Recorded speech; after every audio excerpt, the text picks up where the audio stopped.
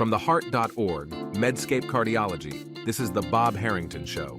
Dr. Robert Harrington is the Stephen and Suzanne Weiss Dean of Weill Cornell Medicine and Provost for Medical Affairs of Cornell University. This podcast is intended for healthcare professionals only. Any views expressed are the presenter's own and do not necessarily reflect the views of WebMD or Medscape. Hi, this is Bob Harrington from Weill Cornell Medicine on Medscape Cardiology and theheart.org. As you know, we like to really try to stay current with timely topics in cardiovascular medicine, whether it's some new piece of science coming out in the literature, a clinical trial that's just been presented, or sometimes policy issues that affect both the practice of cardiovascular medicine or the research associated with cardiovascular medicine. Watching everything that's going on over the last couple of months with funding cuts at the NIH, funding cuts in other federal agencies that support research like the NSF, the DoD, I thought it would be a good opportunity to take two perspectives and have a conversation. One would be to hear from somebody who trains a lot of investigators, in this case, clinician investigators. And the second is to hear from a couple of early career investigators to see how they're thinking about these changes and how it might affect both their career choice or ways that they might be approaching their careers. I'm really fortunate to have with me my good friend and colleague, Dr. Adrian Hernandez. Adrian is a professor of medicine at Duke University, where he also serves as the executive director of the Duke Clinical Research Institute. Adrian has been on the podcast with me a number of times. So welcome back, Adrian. Thanks, Bob, for having me. I'm also going to put Adrian to work on this podcast and ask him not just to answer questions, but to ask some questions as well. Next up is Dr. Beth Feldman. Beth is a cardiovascular medicine fellow at Weill Cornell Medicine. Her specialty and her area of interest in which she's training is heart failure. So, Dr. Feldman, thanks for joining us. Thank you for having me. Last but not least is Dr. Henry Foote. Henry is a pediatric cardiology fellow who's just beginning his fellowship in intensive care medicine and also doing research training at the Duke Clinical Research Institute. So, Henry, thank you for joining us as well. Yeah, thanks for having me. Good to be here. Adrian, let's start with you. And you and I have talked a lot about this over the last couple of months. Since the change in administration, we've seen all sorts of challenges coming out of the federal funding scene. We've seen a proposal to cut indirects from the individually negotiated rates that we all have to a standard 15% across the so-called facility administration charges. We also see grants being terminated, grants being stopped, slowing down of new notices for application. As somebody who runs a large research institute that depends heavily, but not exclusively, federal funding, give us a sense of the world from your vantage point. The world certainly is changing, and it's been very dramatic, especially in certain corners of the US where people weren't expecting the degree of change that is upon us right now. And we see it across all areas of science and research.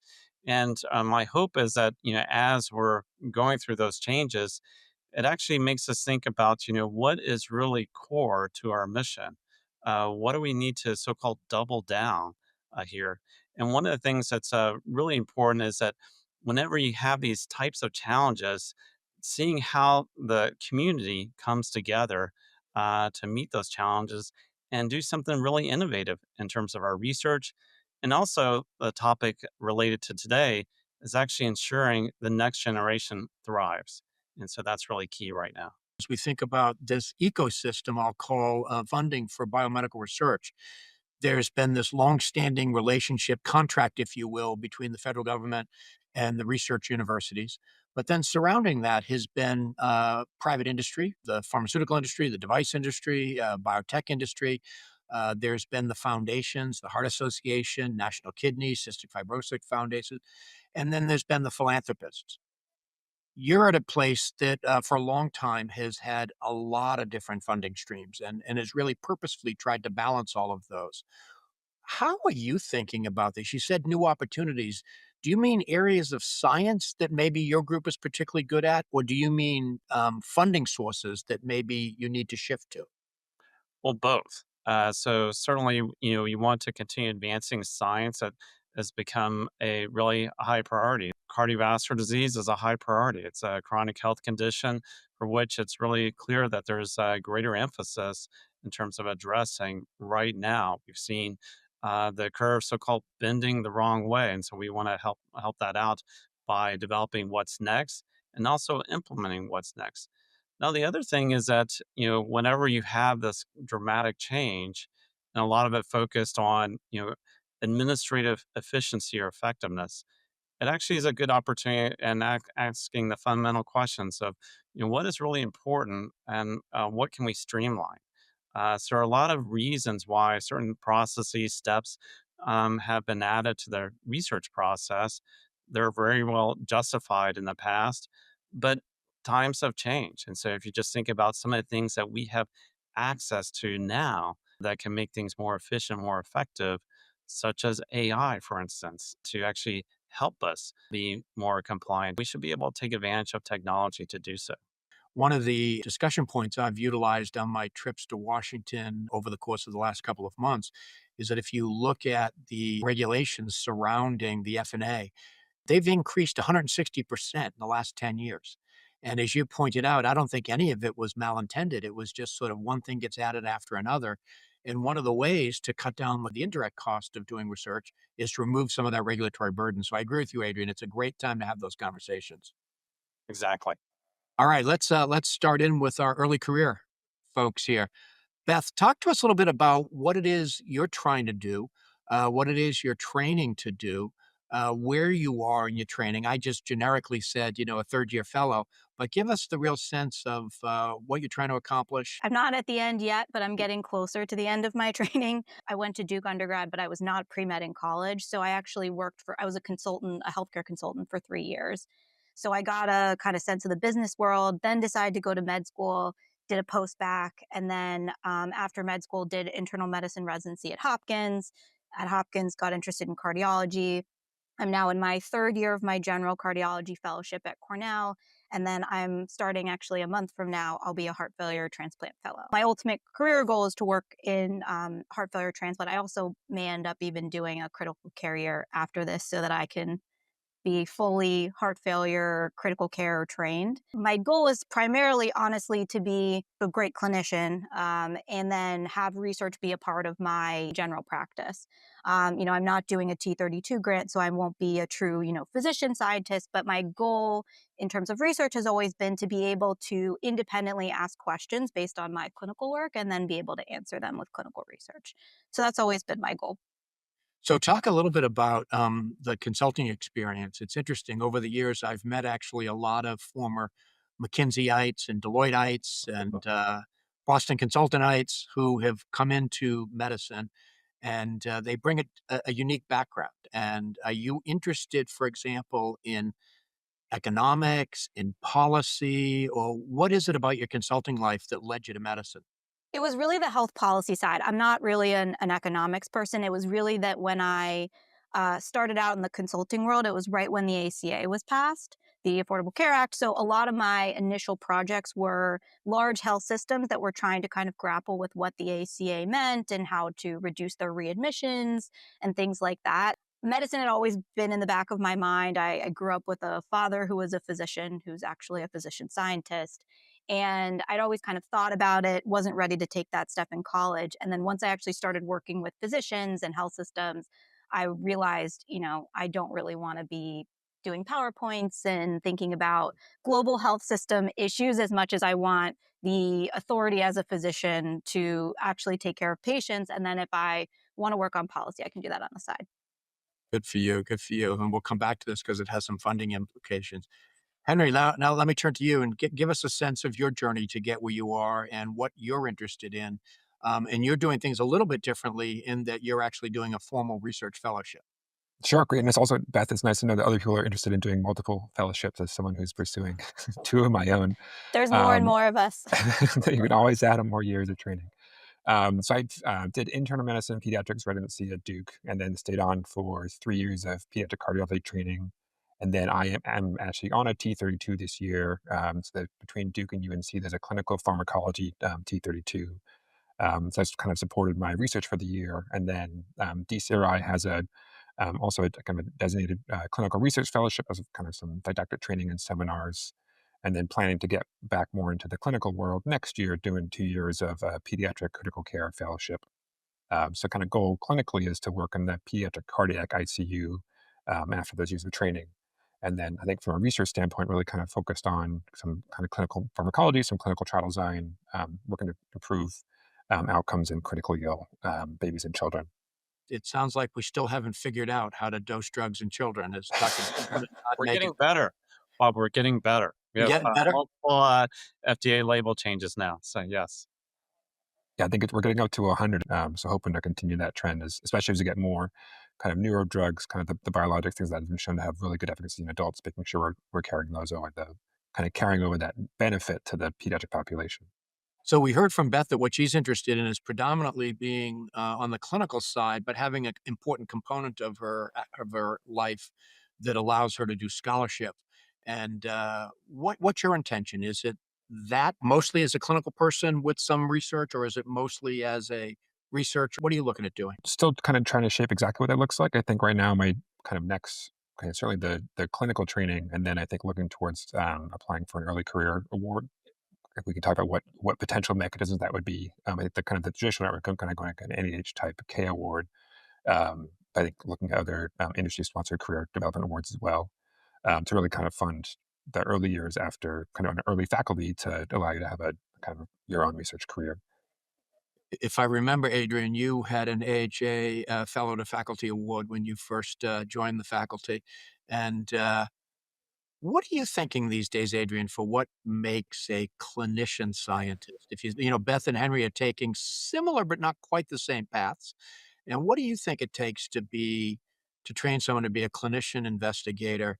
And do you think that the current funding environment might influence how you think about that? My podcast last month was with Jeff Cooven and from the ACC, and we talked about what does it actually take to train a cardiologist these days?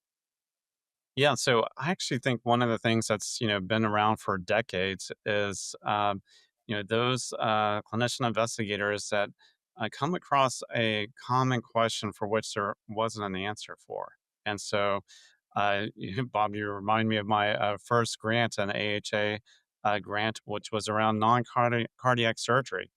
And when I was on the consult service, I saw all these heart failure patients who were making up answers in terms of providing recommendations in terms of how to handle their scenario going through non cardiac surgery. And actually, it was around that time, I was also reminded by someone we all know and admire, a mentor of mentors, Dr. Gene Braunwald. And when he was an intern, he would keep a diary of the questions that he would encounter that didn't have an answer.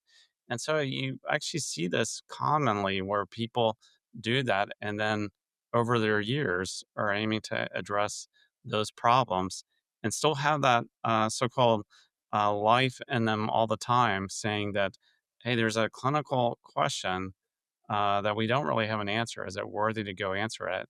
And actually, I saw this today in rounds with one of our colleagues, Chris Granger, quizzing some folks and realizing that we didn't have an answer on something. And so I think that drives a lot. Yeah, for me, it's always been one of the fun things of cardiology, which is that despite being a very evidence-driven specialty, the vast majority of the decisions we make all the time, as evidenced by the guidelines, are not supported by a terribly high level of evidence. And so I tell the fellows all the time, don't worry, there's plenty of questions that our generation didn't answer. And in all my years in the cath lab, I was never ceased to amaze me when you would ask some fellow, what are you interested in doing? They would throw out some question. I would say, wow, that's a great question. How come nobody's thought of that before? So I do think that there's a lot of great questions out there. Beth, one of the things you got to figure out is how do you pay for your time? And, you got to go work for guys like Adrian who are Or Bob. very tough I taskmasters. technically do work for Bob, I think. All right. So you got to work for mean guys like me. And we're always wondering, how do you pay for your time? You mean your clinical time pays for yourself if you're a good doc and you're seeing patients, inpatient or outpatient, but your research time, you got to figure out a way to pay for it. How are you approaching that, Beth? And how are you thinking about it? I think that's honestly what's kind of the most stressful and what's most uncertain for all of us, especially people who, like, even today, because I knew I was doing this, I was asking actually some of my colleagues who are doing T32s, what are you thinking? How is this going to affect all of us down the line? And I think, to be honest, no one really knows. For me, who's going to be doing research as more of like a side of what I'm doing, what will pay for me is going to be almost probably not 100%, but the vast majority of my clinical work. And I think for me, the research will be on the side. And if I need to apply for grants piecemeal as they come or as ideas come, I think that's what I will end up doing. If I end up getting into more research and I need less and less clinical time, that's going to honestly be more complicated for me going forward. Does what I end up doing, is there going to be industry support? Are there going to be additional grants I can apply to? I think it's going to come from everywhere. And I think just like no one knows. Having that ability to tap into multiple sources is a useful skill. And for somebody like you who's interested in what I'll call health services, health policy, a lot of it is what you do as opposed to what a team around you does. And so there may be ways to be able to piece a lot of things together. Henry, how are you approaching this? You're on a T32 now, and you have certain obligations on the T32, but the big obligation is to get trained. Not a lot of deliverable in terms of solid research project, but more just get trained. How are you thinking of the future? Yeah, and certainly looking ahead to starting my very clinically heavy ICU fellowship, thinking 2 years ahead when I'd be trying to start an early faculty job, kind of how to position myself. Sometimes you may get a couple of years of not protected time, but some kind of funding from your institution to allow you to work on grants and to get your own independent funding. There's a kind of uncertainty now in terms of how much flexibility institutions may have to have that kind of discretionary funding to support early faculty that may suggest that you need to come with a greater percentage of your own funding. One thing you both touched on is like being able to address your own interests. And so one of the things that, grant funding, whether it's through federal funding, nonprofits or industry, is it allows you to become your own boss. And so these days, that's pretty fun to have that chance to be your own boss for a certain part of your world.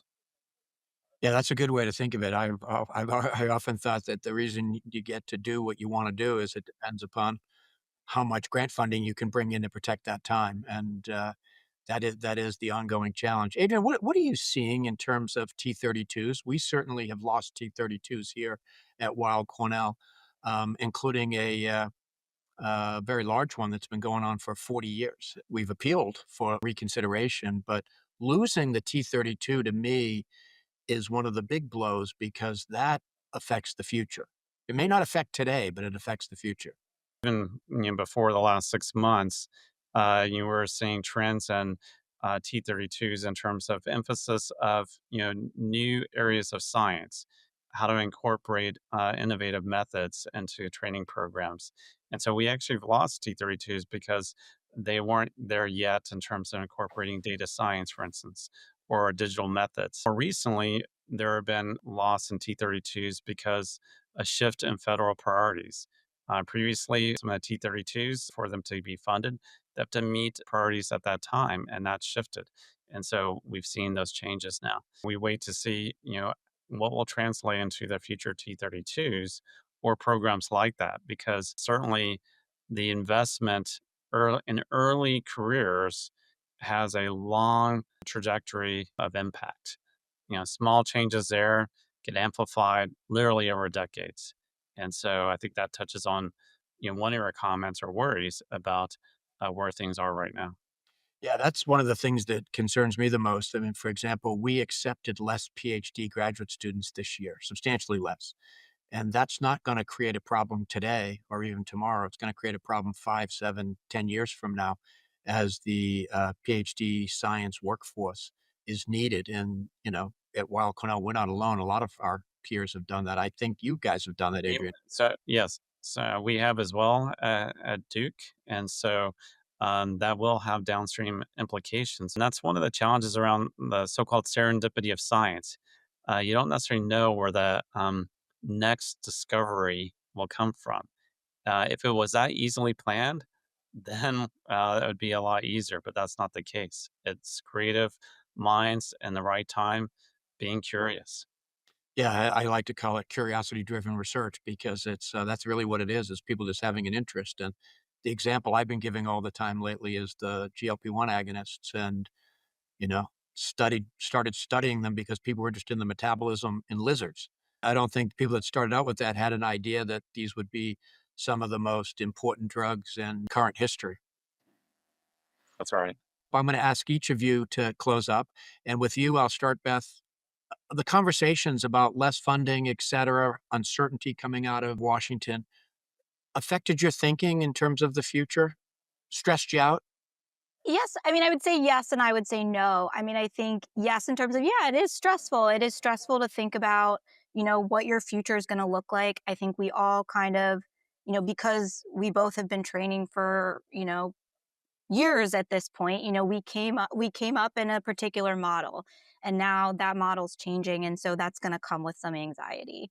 I would say no, in the sense of, I think we're all kind of not entrepreneurial in our mindset, but I think we are driven people, and I think if we want to get something done, we're going to figure out how to do it. So I think, when I have ideas, or when, I think we'll manage to get work done, and I think hopefully, research will endure, and we're all, we can get creative, but I think the anxiety is always going to be there because of all the change. I like the idea of an entrepreneurial mindset, and I'm gonna ask Adrian The about that. consulting in me. Right, there you go. I really like it. Henry, how about you? Is it changing your ideas about where you're going to be going in the future? I think my main sense is that there's just tremendous uncertainty. So I think, like for me, having kind of 2 years of pretty good certainty that I'll be in clinical training, and I think kind of we'll see where we are after that time.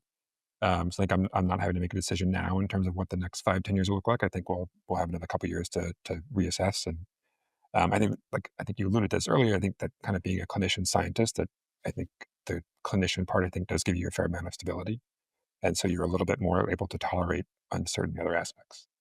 Yeah, I Um, think that's right. I think that the clinician scientist maybe worries about this a little less, unless you're running a large research institute that's heavily dependent on federal funding. So, Adrian, how are you thinking about this? Entrepreneurship has always been a hallmark of the DCRI, and thinking creatively about funding has been a hallmark of the DCRI. How are you thinking about it for both the near term and, let's call it near term, the next 1 or 2 years, intermediate term, 3 to 5 years? Over the years, have we really endorsed the concept of academic entrepreneurship? It's not an oxymoron. Actually, a lot of the most creative ideas actually start in academia. And so, how do we do that? So, in the short term, one of the things that we've been privileged is to answer the questions that are most important. We have a diverse portfolio of funding. And so, I think that's really good because if you're answering really important questions, it'll be of interest to many different types of funders. And so that's something that we are continue to so-called double down on. The second thing is actually thinking about what may be next. What may be funding areas that are really interested in highly creative areas of research or addressing really unmet needs. So ARPA-H is a good example of that. They have a very different mindset in terms of what they're aiming to do, doing so very rapidly. And so we're seeing what we can do there. So that's just an example of the entrepreneurship to a new area. Yeah, I really like that thinking. It's similar to what we're trying to do here, which is number one, we're trying to figure out what are we good at and what should we double down on, as opposed to what do we like doing, but maybe we're not best in class at, and therefore should we double down on the things we are really good at. And the second is the diversification of funding. You've really got to be creative in this era and go after a lot of different types of funding. Though making up that federal funding gap is, I just don't think it's possible. We're going to have to think differently about what we do. It's too big a gap. That's exactly right. So for sure, those kind of dollars, you have to be smarter and also thinking about, how do we become more efficient and addressing these different issues with different ways. I love talking to the three of you because it also raises, as Adrian has said, where's the puck going to be? And the puck's going to be the burden of chronic disease. And all of us are working in that space. We want healthier children. We want less heart failure. And in my world, we want less heart attacks and acute coronary disease. We all have a lot of work to do. And I think there's great opportunity to play a role in that space. But I want to thank the three of you for joining. This has been a fabulous conversation. about early career clinician scientists and what the future might hold. I want to thank Dr. Beth Feldman from Weill Cornell Medicine, Dr. Henry Foote from Duke Clinical Research Institute and Duke University, and Adrian Hernandez, the director of the Duke Clinical Research Institute. Thanks for joining me.